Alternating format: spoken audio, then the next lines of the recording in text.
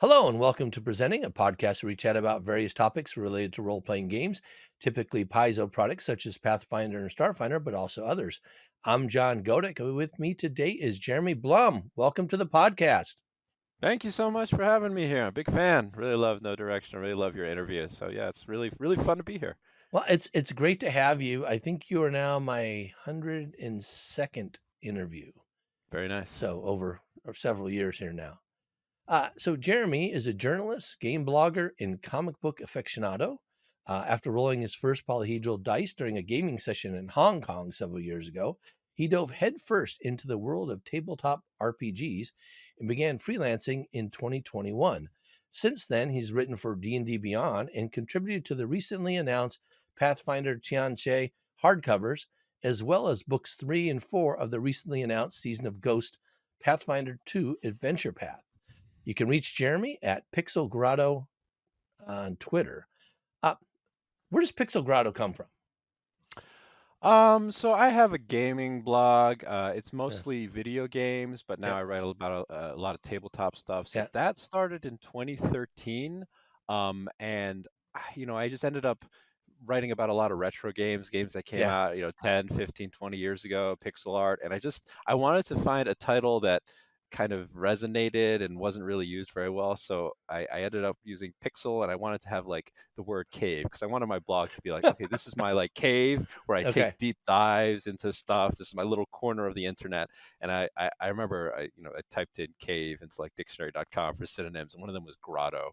And I just settled on that. It's good because nobody else has that name except for I think there's like one little indie game project that someone has released called Into the Pixel Grotto. But Ah, other than that, there aren't too many confusables. So yeah. it Oh, works well.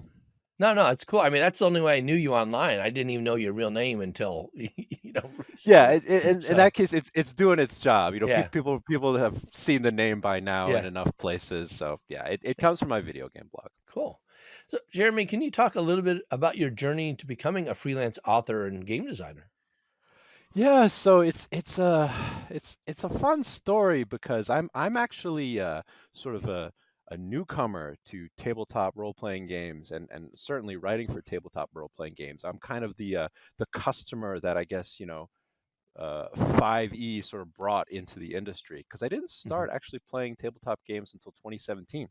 So very recently. But the funny thing is that I kind of grew up surrounded by tertiary stuff related to TTRPGs. Like I grew up, I had an older brother who was born in '79. He was there for like the height of D&D, but he never actually played D&D. He watched the D&D cartoon show. We Yeah. had a toy. We had a Warduke toy that I played with as a kid, so I knew who these characters were. And we had the TSR put out a bunch of choose your own adventure books called Hmm. Endless Quest books, and I loved reading those as a kid. And so I was surrounded by this tertiary D&D merchandise, but I never had the chance to play the actual game. In high school, I started reading those Forgotten Realms novels that they Right. put out, like The Legend of Dritz, and I was so into that. Read the Icewind Dale trilogy in high Hmm. school, and just loved all that stuff. But never owned a D&D product. The one RPG product we did own was the Palladium Robotech RPG. It's kind of Yeah. a deep Yeah. cut. Yeah, because my brother's a big Robotech and Macross fan. And so we owned that, just the book. We had no idea how to play it. It looked very complicated because, Palladium books, they made riffs. They had that kind of Hmm. classic 80s crunch level to them and just Right. completely incomprehensible to us. So I had no idea how to exactly play a tabletop RPG. I really wanted to because it sounded cool, and I got really into video games instead, and so that was kind of where my education in role playing games came from. My brother and I grew up with a copy of Ultima 5, Hmm. and then I really got into Japanese role playing games. And so for the longest time, I wanted to make video games, and that's where kind of the Pixel Grotto thing came from. Like I had a blog about video games. Um, and then, after college, I went to Asia for several years. I spent most of my 20s living in Taiwan and Hong Kong. My mother's from Taiwan, and then I went to Hong Kong for graduate school. I got a degree in journalism there, and because I loved writing and I wanted to explore Asia, and I really wanted to find a job where I could write for a living. Whether or not you can actually write for a living as a journalist is a matter of up to debate. It's And tough. tougher now, even. Yeah, Yeah. it's tougher now.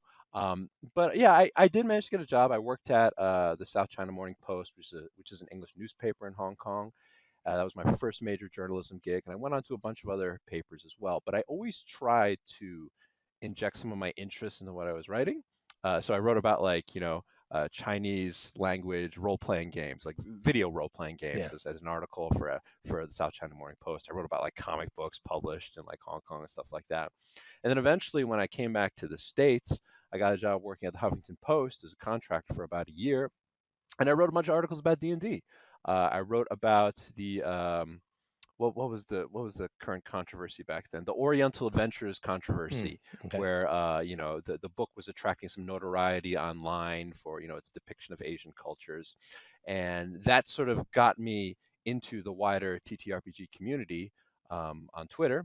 And then I started hanging out with the folks at the Asians Represent podcast, who became kind of famous for reading through Oriental Adventures and commenting on its depiction of Asian culture. So I got really involved with their Discord server and started hanging out there all the time. And then I just, one thing led to another, and then I finally got into writing projects. I talked to a person who knew a person who knew a person, started writing for D&D Beyond. And then eventually talked to a person who knew a person, started writing for Paizo, and got the opportunity to be part of the Tian Xia remake.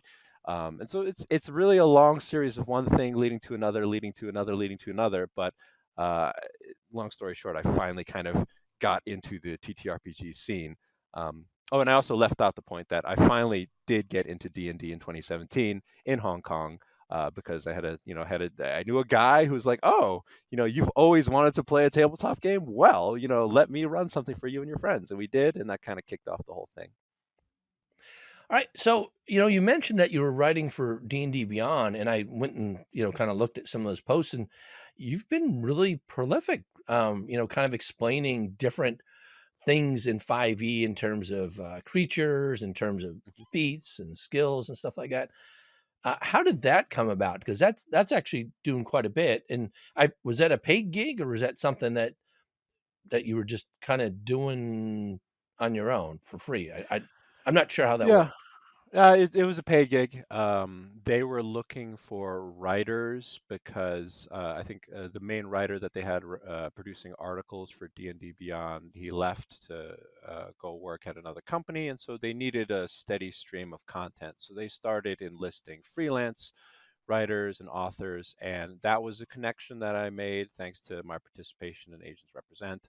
Um, and they reached out to me on Twitter, and they had seen some of the podcast appearances I had made on Asians Represent. They were like, "Hey, are you able to put out maybe an article a week for a little while?" And I was like, "Sure." And so I think the first one I wrote was using the chase rules in the Dungeon Yeah. Master's Guide, and then I went on to write about playing a werewolf in D&D. How to negotiate with monsters using the D&D rules for hey, if you want to talk with someone and don't necessarily want to fight them, here's how you might influence their attitude towards you, stuff like that. Like a lot of my interest has always been in kind of like what are these underutilized or underrepresented parts of the system that might be interesting to put into an article. And I also got to write some sneak peeks at upcoming books that were new at the time, like the Van Richten's Guide to Ravenloft, which was fun because the first campaign I ever GM'd myself was a Ravenloft game. So Oh, yeah, it was a good time, and I got paid for it. I wrote pretty consistently for about a year, so I think uh, 2020, beginning of 2021 to beginning of 2022. Yeah. mhm, mhm. So having, written for 5e and then now getting the chance to write for Pathfinder second edition, what are some of the differences that you find in working with each system and the rule sets and things, and what type of challenges do those present for you? It's interesting. Fifth edition D&D is very easy to jump into. I mean, it brought a lot of people into the hobby. That's kind of its main thing right now. It's easy to jump into, pretty quick to start writing for. You can kind of throw a lot of stuff against the wall and see what sticks. Um, but there's some challenges because it's difficult for me personally. I think other people might be better at it, but it's hard for me to design monsters in 5th edition D&D because I struggle with the challenge rating system a little bit. And occasionally I find myself inventing a lot of subsystems Hmm. whenever I try to write something for 5th edition, because 5th edition, doesn't have a lot of subsystems. Most of that stuff comes from third parties. And so, I've been working on an Underdark adventure on my own that, I originally wanted to publish it on the DMs Guild. And, I kind of created a little subsystem for interacting with monsters in the Underdark that you didn't want to fight and stuff like that. And it's still a work in progress, but I do find myself doing a lot of natural homebrew when it comes time to write something in 5th edition. You Hmm. don't have to do that in Pathfinder 2nd edition, because Pathfinder 2nd edition has all of those rules and is very modular in the sense that you can take this section on, creature attitudes towards you, and there's all these rules, and you can slot them into whatever you're writing.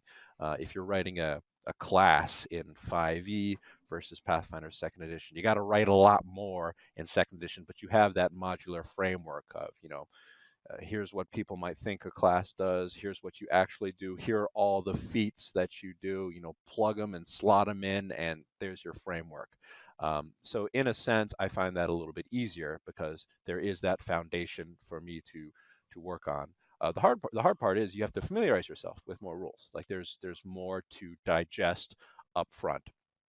And I mean, I think a lot of people have put this into terms much more eloquently than me, but that's kind of the main difference between, I think, 5e, 2nd edition. You have the ease of entry versus, perhaps having to homebrew and create more things later down the line. And you have perhaps for 2nd edition, a bit tougher entry point, but then you have that framework once you really know everything to make things smoother as you go Hmm. on. Have you done any conversions between the systems? Yes, I have done conversions. It's actually something I was going to mention later, but there is a Kickstarter project called Undying Corruption, Hmm. which is a Korean setting for 5th edition, influenced by Korean mythology. It's really good stuff. And I've been helping them with some conversions, converting 5e content into Pathfinder content. And it's tricky. It's Yeah. a very fun and very educational, but it's tricky. Yeah, I was going to ask you which is easier, going from 5e to 2nd edition Pathfinder or 2nd edition Pathfinder to 5e. What do you think?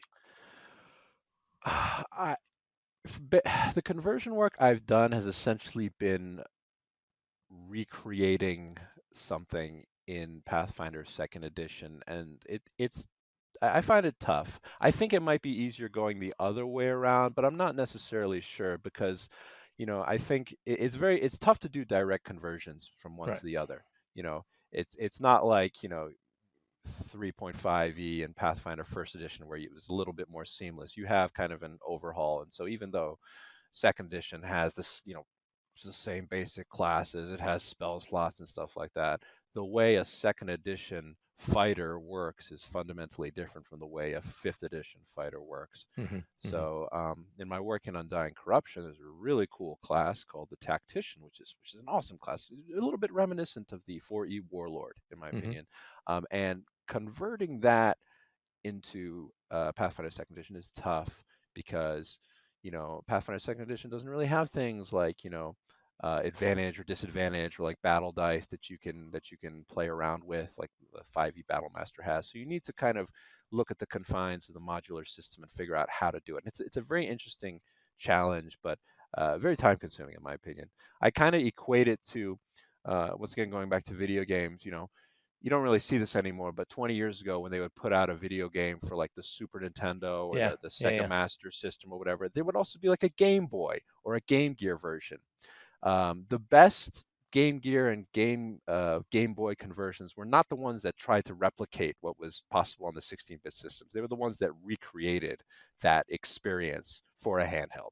Hmm. Hmm. Um, and that's kind of what it's like converting back and forth. You sort of had to recreate from the ground up, look at the fundamentals, look at what does this monster do in 5e? Okay, it swallows people up and slowly digests them. Okay, how can I create that in Pathfinder 2nd Edition? All right, it's got an attack. That attack has a grab. That's maybe like a 2-action combo, and then it has this reaction where it slowly digests you. And it's a fun experience, but you can't do a one-to-one conversion. You got to Right. recreate from the Right. Right. ground up. Right. No, for sure. So, I know you can't go into specifics on things that have been announced but haven't been released, but can you talk a little bit about the Tian Xia books and the kind of related Season of a Ghost adventure path that you had a chance to work on? Yeah, so for the project, I was responsible. So I can say what I worked on because it was mentioned in the blog post, Yeah, and I got the permission to say what I worked on. cool. I was the one responsible for reinventing Amanandar, which is a region in Tian Xia, which you can read about it in the first edition books, but it's a little notorious for being the one region in an Asian-inspired continent that was born from colonization. Like you have the Empire of Taldor, which is kind of like the Spanish Empire, came in and colonized a portion of the continent and said, "This is our Western hub in essentially fantasy Asia." That's what the area was like in first edition, and in second edition, we've tried to add a lot more nuance. So we renamed it Lindvar. It's an independent Hmm. place now. It's no longer connected to Amanandar, and that's about all I can say at the moment.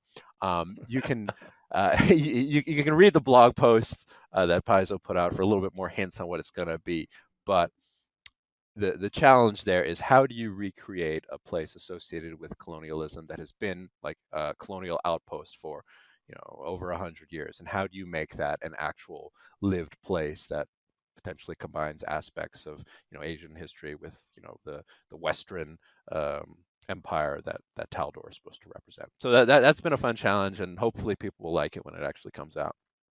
um, so yeah, I was lucky enough to work on that for the Tianxia World Guide, and then for the Seasons of Ghost Adventure Path, I was fortunate enough to be able to contribute some articles, some back matter articles to the books. So what I can say about that at the moment is it's unusual compared to other adventure paths. It's 4 books instead of 3 or 6. It plays with kind of the seasons. You have spring, winter, summer, fall. So each book is related to a season, and I think it'll be a lot of fun for people who are into Asian horror, like Asian horror movies, or like Hmm. Asian horror manga and stuff like that. It does take place in Shenmen, which is another region of Tianxia that we know nothing about except for the fact that it's got spider people ruling it, and it's very dark and dreary. Yeah, So I think people who have really longed for an adventure path actually set in the region instead of like Jade Regent, where your characters traveled across the world from Avestan and only the last 3 volumes were in Tianxia proper. I think people will like it because it's completely set in the region, and I think it really delves into some of those interesting horror tropes that are really prevalent in Japanese, Chinese, Korean films. cool. No, that I I look forward to that. I actually look forward to the books coming out, which are going to be Hmm. later next year, right? Yeah, And then the Adventure Path is going to come out, I think, end of this year, early next year. So yeah, it's going to yeah, precede it by a couple months. So because yeah. whatever timing, that's Yeah, I that's mean, going on the there. Adventure Path is coming out first, and then hopefully people will get a taste for everything. And I think the last 2 volumes of it should coincide with the World Book and the Character Guide, Hmm. Hmm. hopefully. So But it's good that you know the work on the books got done first because then you could tie everything. I presume, right? How they work. The folks working on the Adventure Path then had access to what was written for the book, so you had some be more tightly so a couple things I've worked on, they'll share things coming out that's been announced, and that way you can make sure that when you're placing things or naming things or how you're showing things, it kind of makes sense. mhm. So yeah. Yeah, I mean, I think it's we've just gotten the announcement that all of this stuff is coming out. You and I both know this, John. We started working on these books back like April of 2021 or March of 2021, I think. Was Or it no, wait, that? no, not 2020, no, no, 2022. Yeah, Sorry, yeah, I was gonna say it wasn't I that don't, far yeah, back. Yeah, yeah, it yeah. wasn't that far back, but it's Yeah, still a year ago. It's still a year right, and ago, I thought and they'd be coming out yeah, this summer. I didn't realize it'd yeah, be kicked all the way yeah, forward. yeah. Yeah. The production time for these book, for any TTRPG book is so long, where it comes to the point where it's like I kind of forgot what I wrote. I got to go back and read, read Yes. my drafts to Yeah. remember what I wrote. And as the the announcement date is getting closer, you end up doing that. It's like, oh, I Yeah. can't wait till people see this. So Yeah. Yeah. I think there was a lot of like exchanging of drafts, and hopefully everything is intertwined pretty Yeah. nicely. I mean, the people who actually buy these products and enjoy them are definitely going to have a good time, I think, Yeah. and enjoy the interplay there. Yeah. Yeah. No, I definitely look forward to it. So, kind of changing gears a little bit now. I don't know exactly when you ended working on D&D Beyond. Was there an overlap with this whole OGL situation on that? There wasn't a specific overlap with the OGL because I stopped writing D&D Beyond articles beginning of 2022 because then I Oh, just okay. the work for Paizo ramped up Yeah, yeah, yeah, actually. yeah, yeah. Makes So and sense. I didn't have as much time. So there wasn't a specific overlap. There was like I know the people who work on D&D Beyond because previously it was owned by Fandom and they had a small team working on it. Now it's all owned by Wizards of the Coast. So Hmm. I Hmm. had interacted with the folks working there. I've been on streams with them, and they're all really really good people. And so when the OGL thing happened, I felt for them because they can't comment on this stuff because they're officially a part of Wizards of the Coast now, and they probably wouldn't have been able to comment when they were still part of Fandom. So it was tough. I was like, oh, I feel for everybody working there.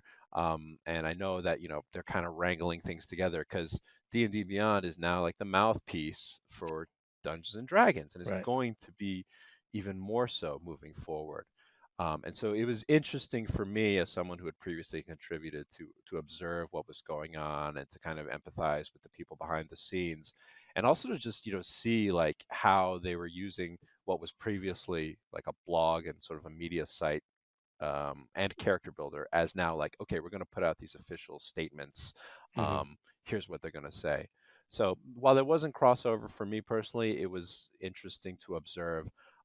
And there was crossover in the sense like that Underdark project I mentioned. I kind of put it on hold because of the whole OGL thing. I was Oh, like, what yeah. do I do with Yeah. this? Yeah. What Yeah. do I, like? What am I going to do with this now? Like, I don't. I mean, now it's fine. Like, I just put it back out. But for a while, I was like, well, could I it takes place in the Underdark, could I convert this to like the Darklands in Pathfinder? And I was Hmm. like going through it and uh being cognizant of how much work it would take to convert, and I almost went ahead and did it, except for the fact that I'd already commissioned artwork for it, and on the cover image there's a mind flayer, and I was Right. like, Right. no, Right. Yeah. That's. yeah, what do I do?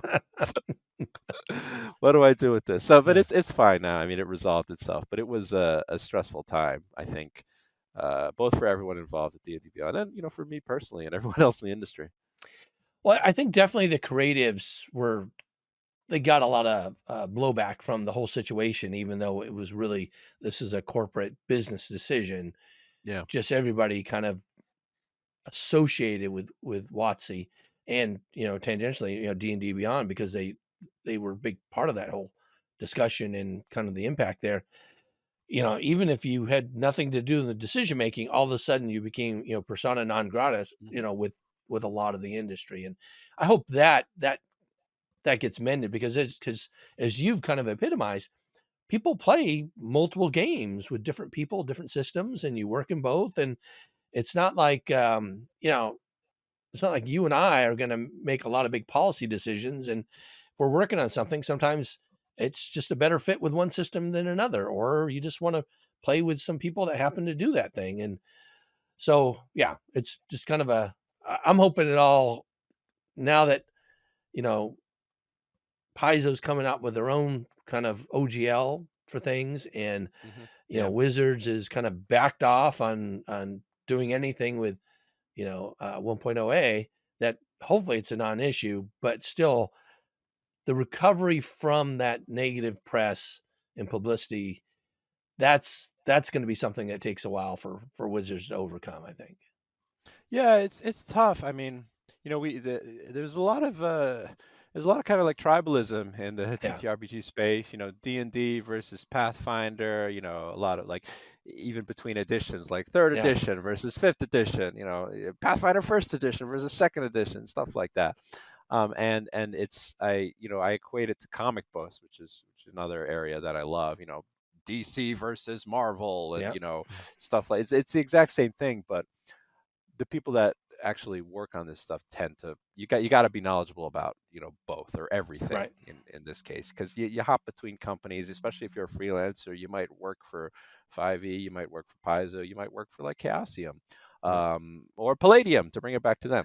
And so it's this yeah, I think the creative folks are often um, unfortunately at the forefront of tough decisions that are made by higher ups, and they get to blow back, and they got to kind of bunker down and take that blowback and wait for it to wash over it. It's difficult, like it's hard.